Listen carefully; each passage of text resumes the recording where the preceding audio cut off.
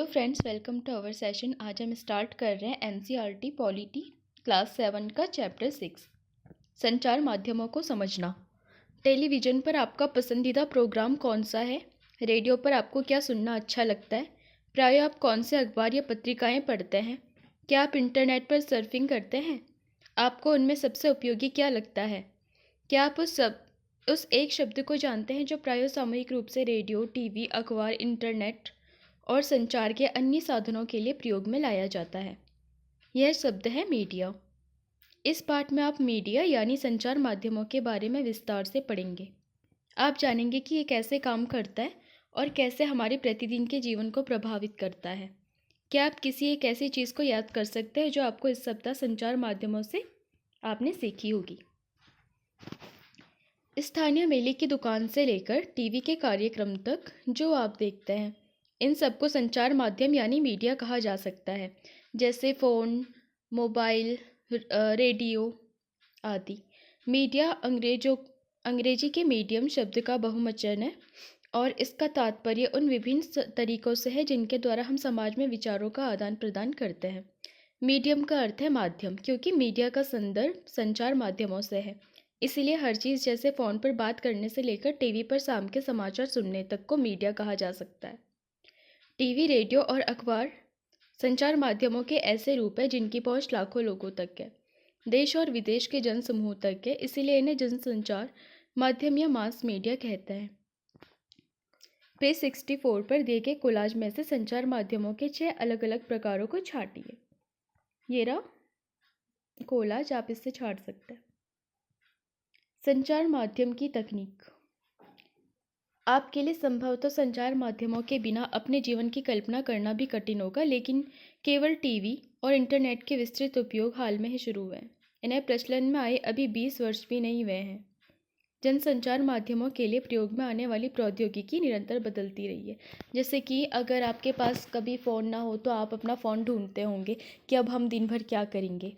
तो वही चीज़, क्योंकि आपके फ़ोन में कई पीडीएफ है जो स्टूडेंट्स उनको पढ़ने के लिए है, और कई लोग जो अपना काम घर से करते हैं ऑनलाइन, तो उनके लिए पूरा का पूरा काम फ़ोन से जुड़ा हुआ है। तो इस प्रकार आजकल जीवन में इन सारी चीज़ों की काफ़ी अहम भूमिका बनती जा रही है। अखबार, टेलीविज़न और रेडियो लाखों लोगों तक पहुंच सकते हैं क्योंकि इनमें एक विशिष्ट प्रकार की तकनीक का उपयोग किया जाता है। हम अखबारों और पत्रिकाओं के छपे हुए माध्यम के रूप में और टीवी तथा रेडियो की इलेक्ट्रॉनिक माध्यम के रूप में भी चर्चा करते हैं। आपके विचार में समाचार पत्रों को छपे हुए माध्यम क्यों कहा जाता है? आगे पढ़ने पर आपको पता चलेगा कि ये नाम संचार माध्यमों द्वारा प्रयोग में लाई जा रही तकनीक से संबंधित है। नीचे दिए गए चित्रों से आपको पता चलेगा कि पिछले सालों में जनसंचार माध्यम के इस्तेमाल में लाई जा रही तकनीक किस प्रकार बदली है और आज भी बदलती जा रही है। एक चित्रकार की नज़र में बाइबल के पहले पन्ने की छपाई करते हुए गुटेनबर्ग। आपके लिए एक एनालिसिस वर्क। अपने परिवार के बड़े लोगों से पूछिए कि जब टीवी नहीं था तब वे रेडियो पर क्या सुनते थे। उनसे पूछिए कि आपके क्षेत्र में पहले टीवी कब आया था, केवल टीवी कब शुरू हुआ। आपके पड़ोस में कितने लोग इंटरनेट का प्रयोग करते हैं। ऐसी 3 चीज़ों की सूची बनाइए जो संसार के किन्हीं अन्य भागों से संबंधित है और जिनके बारे में आपने टेलीविज़न देखकर जाना है। तकनीक और मशीन को बदलकर अत्याधुनिक बनाने से संचार माध्यमों को अधिक लोगों तक पहुंचने में मदद मिलती है। इससे ध्वनि और चित्रों की गुणवत्ता में सुधार आता है, लेकिन तकनीक इससे भी अधिक कुछ करती है। ये हमारे जीवन में सोचने के ढंग के लिए परिवर्तन लाती है। जैसे आज हमारे लिए टेलीविज़न के बिना जीवन की कल्पना करना कठिन है। टेलीविज़न के कारण हम अपने आप को विश्व समाज के एक सदस्य समझने लगे हैं। टेलीविज़न में प्रदर्शित चित्र सैटेलाइट और केबल के विस्तृत जाल के माध्यम से अत्यंत सुदूर क्षेत्रों तक पहुंचाए जाते हैं। इसके कारण हम संसार के अन्य भागों के समाचार और मनोरंजक कार्यक्रम देख पाते हैं। आप टीवी पर जो कार्टून देखते हैं वे अधिकांशतः जापान या संयुक्त राज्य अमेरिका के होते हैं। अब हम चेन्नई या जम्मू में बैठकर अमेरिका में फ्लोरिडा के समुद्री तूफान की छवियों को देख सकते हैं। टेलीविज़न में दुनिया को बहुत पास ला दिया गया है। जैसे जो कार्टून्स होते हैं वो स्पेशली, जैसे जापान में मांगा होती है कॉमिक बुक्स, तो वैसे ही उनको मांगा कहते हैं। जैसे हम यहाँ पे कॉमिक्स बुक कहते हैं तो वहाँ पे उसको मांगा कहते हैं। तो उन्हीं पर बेस्ड वो कार्टून्स बनाते हैं और हम यहाँ पर उन्हें देखते हैं। 1940 के दशक में इलेक्ट्रॉनिक टाइपराइटर के आ जाने से पत्रकारिता की दुनिया में एक बड़ा बदलाव आया था। लेकिन अगर हम बात करें तो सबसे पहले पुर्तगालियों की देन हमें प्रिंटिंग प्रेस रही है। संचार माध्यम और धन। जनसंचार द्वारा उपयोग में लाई जाने वाली विभिन्न तकनीकें अत्यंत खर्चीली हैं। जरा टीवी स्टूडियो के बारे में सोचिए, जहाँ पर समाचार वाचक बैठता है। इसमें लाइटें, कैमरे, ध्वनि रिकॉर्ड करने यंत्र, संप्रेषण के लिए सैटेलाइट आदि है। इन सभी का मूल्य बहुत अधिक है। समाचार के स्टूडियो में केवल समाचार वाचक को ही वेतन नहीं दिया जाता, बल्कि बहुत सारे लोग हैं जो प्रसारण में सहायक होते हैं। इसमें वे लोग सम्मिलित होते हैं जो कैमरे और प्रकाश की व्यवस्था करते हैं। जैसे कि आपने अभी पढ़ा, जनसंचार माध्यम निरंतर बदलते रहते हैं, इसीलिए नवीनतम तकनीक जुटाने पर भी बहुत धन व्यय हो जाता है। इन खर्चों के कारण जनसंचार माध्यमों को अपना काम करने के लिए बहुत अधिक धन की आवश्यकता होती है। परिणाम तो अधिकांशतः टीवी चैनल और समाचार पत्र किसी बड़े व्यापारिक प्रतिष्ठान का भाग होते हैं। और जैसे अगर बात रही खर्चे की, तो आजकल जैसे एआई को भी इस माध्यम में जोड़ा जा रहा है, ताकि और भी ज़्यादा सुविधाजनक रूप से हम अपने कार्य को कर सकें और हमें ज़रूरी सूचनाएं पहुंचाई जा सके। यह यंत्र टेलीविज़न का प्रारंभिक रूप था। अब अपने इस आविष्कार के सामने बैठे हैं जॉन एल बर्ड। इस यंत्र के द्वारा उन्होंने रॉयल इंस्टीट्यूट के समक्ष अपने आविष्कार का प्रदर्शन किया था। आपके लिए एक और एनालिसिस वर्क। अपने प्रिय टीवी कार्यक्रम के दौरान विज्ञापित होने वाले 3 चीज़ों की सूची बताइए। एक समाचार पत्र लीजिए और उसमें दिए गए विज्ञापनों की संख्या गिनिए। कुछ लोग कहते हैं कि समाचार पत्रों में बहुत अधिक विज्ञापन होते हैं। क्या आप सोचते हैं कि ये बात सही है? यदि हाँ, तो क्यों? जनसंचार माध्यम लगातार धन कमाने के विभिन्न तरीकों के बारे में सोचते रहते हैं। एक तरीका जिसके द्वारा जनसंचार माध्यम धन अर्जित करते हैं, विभिन्न वस्तुओं का विज्ञापन करते हैं, जैसे कारें, चॉकलेट, कपड़े, मोबाइल फ़ोन आदि। आपने ध्यान दिया होगा कि अपने प्रिय टेलीविज़न कार्यक्रम को देखते हुए आपको ऐसे अनेक विज्ञापन देखने पड़ते हैं। टेलीविज़न पर क्रिकेट का मैच देखते हुए भी हर ओवर के बाद बार बार वही विज्ञापन दिखाए जाते हैं। जैसे आप देखते होंगे, कभी यूट्यूब पे आप वीडियो सुनते हैं या देखते हैं तो उसके बीच में भी काफ़ी सारे एड्स आते हैं। इस तरह प्राय बार बार आप उन्हीं छवियों को देखते हैं।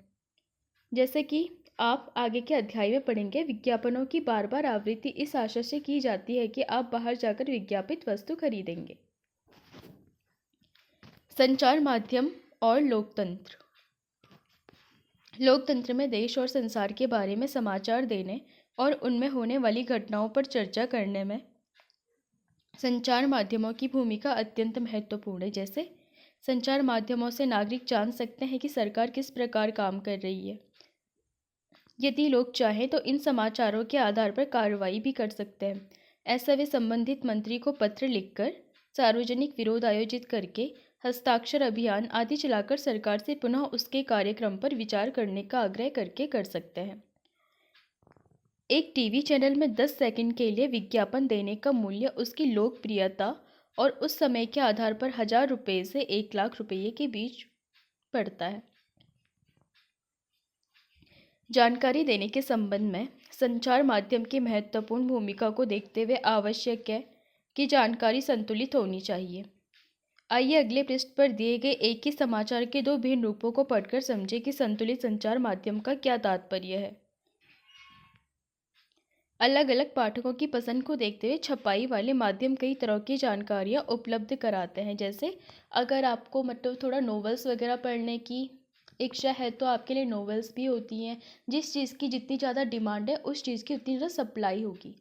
जैसे अगर आपको मनोरंजक कहानियाँ पढ़ना पसंद है, बच्चों की कहानियाँ पढ़ना पसंद है, तो आपके लिए वैसे स्टोरी होगी। अगर आपको किसी लेखक की जीवनी या फिर किसी महापुरुष की जीवनी पढ़ना पसंद है तो आपके लिए वैसी कहानियाँ उपलब्ध करवाई जाएंगी। यहाँ पर 2 कॉलम्स हैं। प्रदूषण फैलाने वाले कारखानों पर वज्रपात, विरोधियों द्वारा चक्का जाम, यातायात रुका, और कारखानों के बंद होने से घोर अशांति। तो आप यहाँ पर समझ सकते हैं कि क्या इन दोनों में से कैसे करके एक संतुलित संचार माध्यम काम करता है।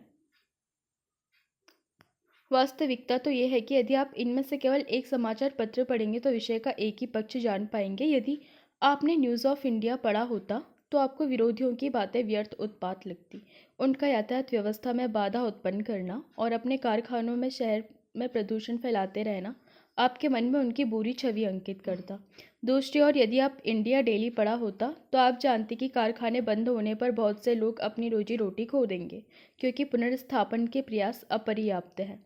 इन दोनों में से एक भी विवरण संतुलित नहीं है। संतुलित रिपोर्ट वो होती है जिसमें किसी भी विषय पर हर दृष्टिकोण से चर्चा की जाती है। फिर पाठकों को स्वयं अपनी राय बनाने के लिए स्वतंत्र छोड़ दिया जाता है, यानी कि उसका पॉजिटिव भी मेंशन कर दिया और नेगेटिव भी, फिर आप अपनी राय उस पर रख सकते हैं। इस तरीके से होती है एक संतुलित। क्या दोनों समाचार पत्रों में दिया गया उपयुक्त विवरण एक जैसा है? आपके विचार से इनमें क्या क्या समानताएं और अंतर हैं? यदि आप न्यूज ऑफ इंडिया में दिया गया विवरण पढ़ेंगे तो इस मुद्दे के बारे में क्या सोचेंगे? संतुलित रिपोर्ट लिख पाना संचार माध्यमों के स्वतंत्र होने पर निर्भर करता है। स्वतंत्र संचार माध्यमों से तात्पर्य यह है कि उनके द्वारा दिए जाने वाले समाचारों को कोई भी नियंत्रित या प्रभावित ना करे। समाचार का विवरण देने में कोई भी उन्हें निर्देशित ना करे उसमें क्या सम्मिलित किया जाना है और क्या नहीं। लोकतंत्र में स्वतंत्र संचार माध्यमों का होना अत्यंत महत्वपूर्ण है। जैसे कि आपने ऊपर पढ़ा, संचार माध्यमों द्वारा प्रदान की गई जानकारी के आधार पर ही हर नागरिक के रूप में हम कार्रवाई कर सकते हैं। इसीलिए ये आवश्यक है कि ये जानकारी विश्वसनीय और तटस्थ हो। लेकिन आजकल भी हमें देखने को मिलता है कोई ना कोई किसी न किसी की ओर ढला हुआ होता है। एकदम हमें संतुलित समाचार नहीं मिलते।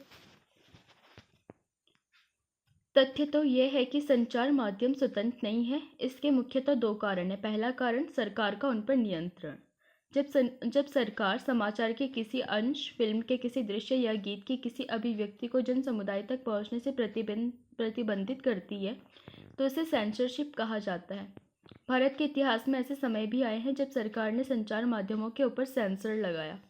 इसमें सबसे बुरा समय 1975 से 77 तक आपातकाल का था। क्या आप ऐसा सोचते हैं कि किसी विषय के दोनों पक्षों को जानना महत्वपूर्ण है? क्यों?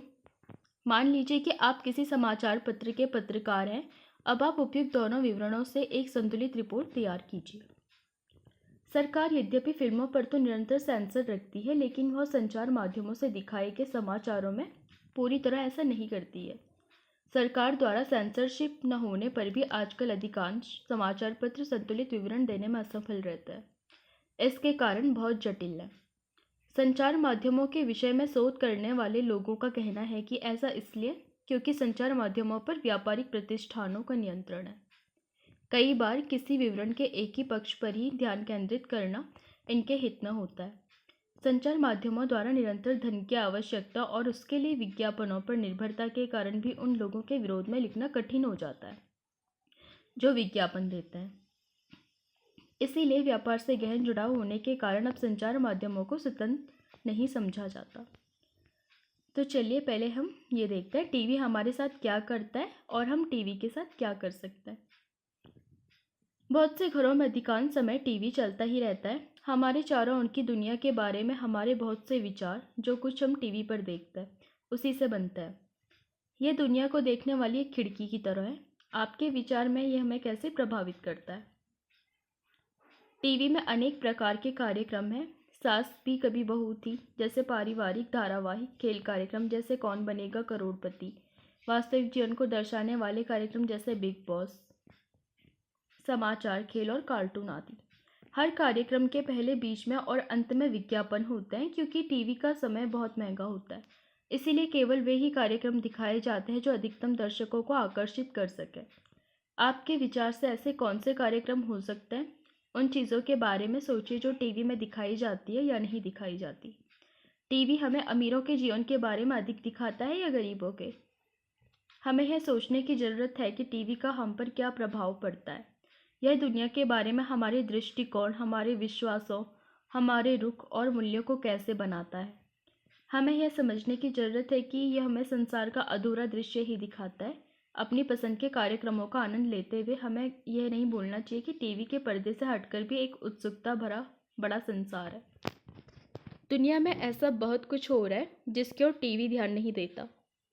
फिल्म स्टारों, सुप्रसिद्ध व्यक्तियों और धनाढ्य जीवन शैलियों से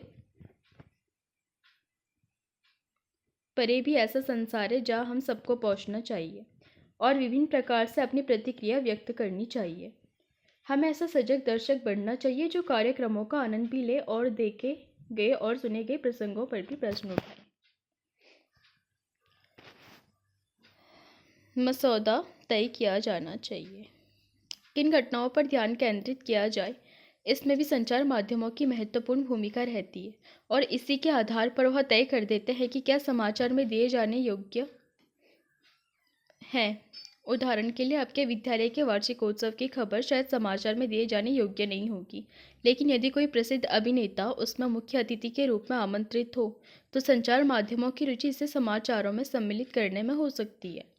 कुछ खास विषयों पर ध्यान केंद्रित करके संचार माध्यम हमारे विचारों, भावनाओं और कार्यों को प्रभावित करते हैं और हमारा ध्यान उन मुद्दों की ओर आकर्षित करते हैं। हमारे जीवन पर महत्वपूर्ण प्रभाव डालने और हमारे विचारों को निर्मित करने में मुख्य भूमिका होने के कारण ही प्रायः यह कहा जाता है कि संचार माध्यम ही हमारा मसौदा या एजेंडा तय करते हैं। अब जैसे नॉर्मल सी चीज़ है, अगर हम कोई सी भी कोई भी कंपनी है या फिर कोई भी चीज़ है, अगर उसने कोई प्रोडक्ट बनाया तो नॉर्मली हम उस चीज़ का यूज नहीं करेंगे, लेकिन अगर वहीं पे किसी हीरो को या फिर किसी लीडर को वो चीज़ पकड़ा दी जाए और कहा जाए कि इसका एडवर्टाइजमेंट करो, जैसे बोरो प्लस है। बोरो प्लस सबको पता है क्या होता है, लेकिन जब तक किसी हीरोइन ने उसका एडवर्टाइजमेंट नहीं किया था तब तक लोगों ने उसका यूज ही नहीं किया। तो इस तरीके से लोग अपने प्रोडक्ट्स को एडवर्टाइज करने के लिए भी इन तरीक़ों का इस्तेमाल करते हैं। अभी हाल ही में संचार माध्यमों ने कोला पेयों में कीटनाशकों का स्तर खतरे के स्तर तक बढ़े हुए होने की ओर हमारा ध्यान आकर्षित किया था। उन्होंने कीटनाशकों के अत्यधिक मात्रा में होने की रिपोर्ट प्रकाशित की थी और इस तरह हमें कोला पेयों को अंतर्राष्ट्रीय गुणवत्ता और सुरक्षा मापदंडों के अनुसार नियमित रूप से नियंत्रित करने की आवश्यकता महसूस कराई। उन्होंने सरकार के दबाव के बावजूद निडरतापूर्वक घोषणा की कि कोला पीना सुरक्षित नहीं है। इस वृत्तांत को पेश करके संचार माध्यमों ने निश्चित रूप से हमारा ध्यान ऐसे विषय पर केंद्रित करने की कोशिश की है जिस पर यदि उनकी रिपोर्ट ना आती तो हमारा ध्यान भी ना जाता। कई बार ऐसी घटनाएं हो जाती हैं जब संचार माध्यम उन विषयों पर हमारा ध्यान केंद्रित कराने में असफल रहते हैं जो हमारे जीवन के लिए महत्वपूर्ण है। जैसे पीने का पानी हमारे देश की एक बड़ी समस्या है। प्रतिवर्ष हजारों लोग कष्ट सहते हैं और मर जाते हैं क्योंकि उन्हें पीने के लिए सुरक्षित पानी नहीं मिलता। फिर भी संचार माध्यम हमें इस विषय पर बहुत कम ही चर्चा करते हुए दिखता है।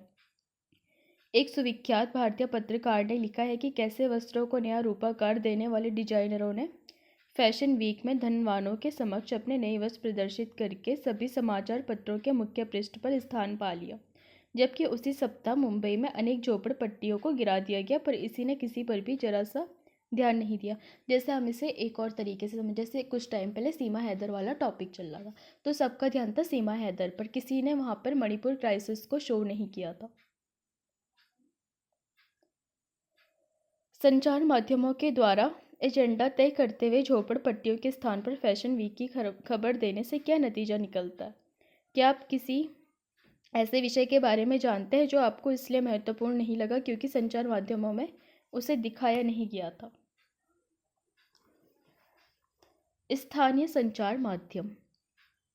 यह जानकर कि संचार माध्यम उन छोटे छोटे मुद्दों में रुचि नहीं लेंगे जिनका संबंध साधारण लोगों और उनके जीवन से है। इसीलिए कई स्थानीय समूह स्वयं अपना संचार माध्यम प्रारंभ करने के लिए आगे आए। कई लोग सामूहिक रेडियो द्वारा किसानों को विभिन्न फसलों के मूल्य के बारे में बताते हैं और उन्हें बीज तथा उर्वरकों के प्रयोग के बारे में परामर्श देते हैं। कुछ अन्य लोग काफ़ी सस्ते और आसानी से मिल जाने वाले वीडियो कैमरे इस्तेमाल करके विभिन्न निर्धन समाजों के वास्तविक जीवन की स्थितियों पर डॉक्यूमेंट्री फिल्म बनाते हैं और कभी कभी तो इन गरीब लोगों को ही फिल्म बनाने के लिए कैमरे और तकनीकी ज्ञान का प्रशिक्षण भी देते हैं। जैसे आजकल आप देख रहे होंगे कि व्लॉगिंग वगैरह भी इसका एक नमूना है। दूसरा उदाहरण खबर लहरिया नामक एक समाचार पत्र का है जो उत्तर प्रदेश के चित्रकूट जिले की 8 दलित महिलाओं द्वारा हर 15 दिन में निकाला जाता है। स्थानीय बुंदेली भाषा में इस लिखित 8 पृष्ठ के समाचार पत्र में दलितों से संबंधित विषयों, स्त्रियों के प्रति हिंसा और राजनैतिक भ्रष्टाचार से संबंधित रिपोर्ट होती है। इस समाचार पत्र के पाठक हैं किसान, दुकानदार, पंचायत के सदस्य, स्कूल के शिक्षक और वे महिलाएं जिन्होंने अभी हाल ही में पढ़ना लिखना सीखा है। प्रजातंत्र के नागरिक के रूप में हमारे जीवन में संचार माध्यम बहुत महत्वपूर्ण भूमिका निभाते हैं, क्योंकि संचार माध्यमों के द्वारा ही हम सरकार के कामों से संबंधित विषयों के बारे में सुनते हैं। संचार माध्यम निश्चित करते हैं कि किन बातों पर ध्यान केंद्रित किया जाना है और इस तरह वह एजेंडा निश्चित कर देते हैं। यदि कभी सरकार चाहे तो संचार माध्यम को किसी घटना की खबर छापने से रोक सकती है। इसे सेंसरशिप कहा जाता है। आजकल संचार माध्यम और व्यापार का घनिष्ठ संबंध होने से प्रायः संतुलित रिपोर्ट का प्रकाश में आना कठिन है। इसे ध्यान में रखते हुए हमारे लिए यह सजगतापूर्ण महत्वपूर्ण है कि समाचार से प्राप्त तथ्यात्मक जानकारी भी प्रायः महत्वपूर्ण या फिर पूर्ण नहीं होती और एक पक्षीय हो सकती है। अतः हमें समाचार के विश्लेषण के लिए निम्नलिखित प्रश्न पूछने चाहिए। इस रिपोर्ट से मुझे कौन सी जानकारी मिल रही है, कौन सी आवश्यक जानकारी नहीं दी जा रही है, यह लेख किसके दृष्टिकोण से लिखा गया है, किसका दृष्टिकोण छोड़ दिया गया है और क्यों। सामाजिक विज्ञापन। सरकार और निजी संस्थाएं ऐसे विज्ञापन भी बनाती है जिनसे समाज में किसी बड़े संदेश का प्रसारण हो सके। ये सामाजिक विज्ञापन कहलाते हैं। यहाँ असुरक्षित रेलवे क्रॉसिंग को पार करने से संबंधित सामाजिक विज्ञापन आपको दिखाई दे रहा होगा। चलिए तो अब आपके लिए कुछ होमवर्क। प्रजातंत्र में संचार माध्यम किस प्रकार महत्वपूर्ण भूमिका निभाते हैं? क्या आप इस रेखा चित्र को एक शीर्षक दे सकते हैं? इस रेखा चित्र से आप संचार माध्यम और बड़े व्यापार के परस्पर संबंध के बारे में क्या समझ पा रहे हैं? यहाँ पर एक रेखा चित्र दिया है, जैसे बड़े व्यापारिक प्रतिष्ठान कुछ रेडियो, टीवी, समाचार पत्र के मालिक हैं। ये अपने उत्पादों का विज्ञापन देते हैं। फिर इसके बाद संचार माध्यम होगा। इसके माध्यम से विज्ञापनों से उत्पादों को बढ़ावा मिलेगा, पाठक, दर्शक, श्रोता तक के पहुँचेगा और लोग संचार माध्यमों में देखकर उत्पाद खरीदते हैं तो पैसा वापस उन्हीं व्यापारी प्रतिष्ठानों को जाता है। आप पढ़ चुके हैं कि संचार माध्यम किस प्रकार का एजेंडा बनाते हैं, इनका प्रजातंत्र में क्या प्रभाव पड़ता है। अपने विचारों के पक्ष में 2 उदाहरण दीजिए। कक्षा परियोजना के रूप में समाचारों में से कोई एक शीर्षक चुनकर उस पर ध्यान केंद्रित कीजिए और अन्य समाचार पत्रों में से उससे संबंधित विवरण छांटिए। दूरदर्शन समाचार पर भी इस विषय पर प्रसारित सामग्री देखिए। 2 समाचार पत्रों के विवरण की तुलना करके उनमें समानता और भिन्नता की रिपोर्ट लिखें। निम्नलिखित प्रश्न पूछना सहायक हो सकता है। इस लेख में क्या जानकारी दी जा रही है? कौन सी जानकारी इसमें छोड़ी गई? यह लेख किसके दृष्टिकोण को ध्यान में रखकर लिखा गया? किसके दृष्टिकोण को छोड़ दिया गया और क्यों? विज्ञापनों के प्रकार के बारे में अकेले, जोड़ी या समूह में प्रोजेक्ट बनाएं। कुछ उत्पादों के बारे में वाणिज्यिक विज्ञापन एवं सार्वजनिक स्वास्थ्य, सड़क सुरक्षा, जल और ऊर्जा को बचाने की जरूरत के बारे में सामाजिक विज्ञापन बनाएं। चलिए अब बात करते हैं टर्मिनोलॉजीज पे। प्रकाशित, इससे तात्पर्य समाचार रिपोर्टों, लेखों, साक्षात्कार, विवरण आदि से है जिन्हें समाचार पत्रों, पत्रिकाओं और पुस्तकों में छापा जाता है जिससे उन्हें बहुत अधिक लोग पढ़ सकें। सेंसरशिप, इसका तात्पर्य सरकार की उस शक्ति अधिकार से है जिसके अंतर्गत सरकार कुछ विवरण प्रकाशित करने या प्रदर्शित करने पर रोक लगा सकती है। प्रसारण, इस पाठ में इस शब्द का प्रयोग टीवी या रेडियो के कार्यक्रमों के संबंध में हुआ है जिनको बहुत बड़े क्षेत्र में प्रेषित किया जाता है। सार्वजनिक विरोध, इसमें विशाल संख्या में लोग एकजुट होकर किसी विषय पर खुले रूप में अपना विरोध प्रकट करते हैं। यह प्रायः रैली, आयोजन, हस्ताक्षर अभियान तथा सड़कों का अवरुद्ध करके किया जाता है। चलिए दोस्तों, आज के लिए इतना ही। अब मिलेंगे नेक्स्ट क्लास में। अगर पसंद आए तो लाइक कीजिए, शेयर कीजिए, सब्सक्राइब कीजिए। जिन लोगों को लगता है कि एनसीईआरटी पढ़ने का टाइम नहीं है उसे फ्री टाइम में सुन सकते हैं। Thanks to watching.